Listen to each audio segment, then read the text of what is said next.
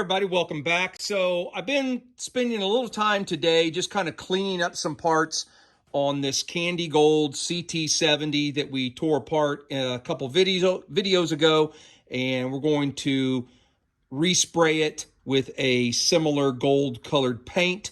As you can see hanging over here, I've got the swing arm, the forks, a headlight bucket, and a chain guard. The bike didn't have a chain guard when I got it, so I just pulled one out of my spare parts. It's already been painted once, it looks like, but we'll probably go ahead and paint it with all the other parts just to kind of make sure the color matches. Have not done anything yet to the frame. As you can see, we're going to do a video where we strip all the decals and paint all the parts together, and that'll all be in one video. But I need to pull these shocks apart so that we can get to the cover here.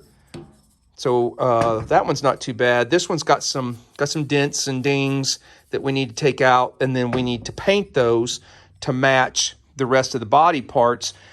So I thought I'd do a quick video today of the tool that I use to take these shocks apart, and that's what you're seeing here on the bench.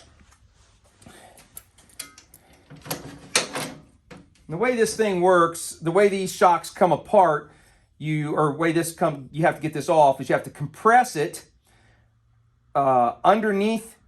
This thing screws off of the shaft that goes in and out of the shock.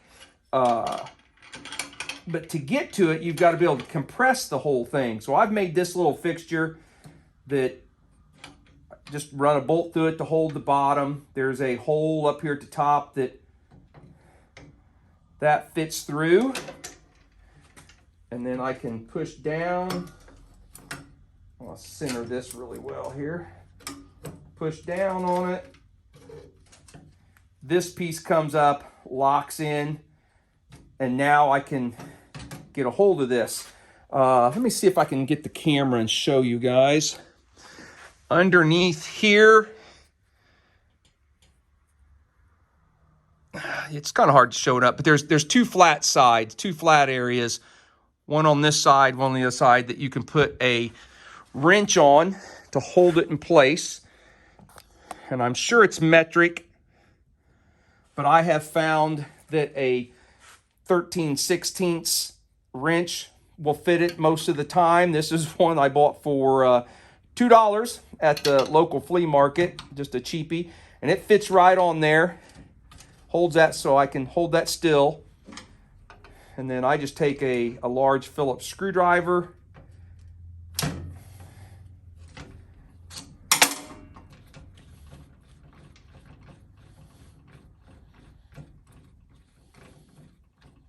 that comes off. Take my wrench off.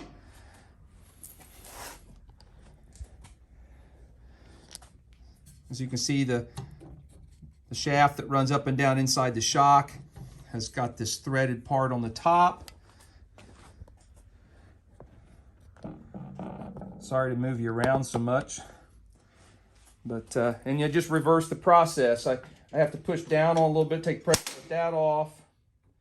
As I'm ludding up on this, I'm centering that shaft. And now I can remove the cover and the spring.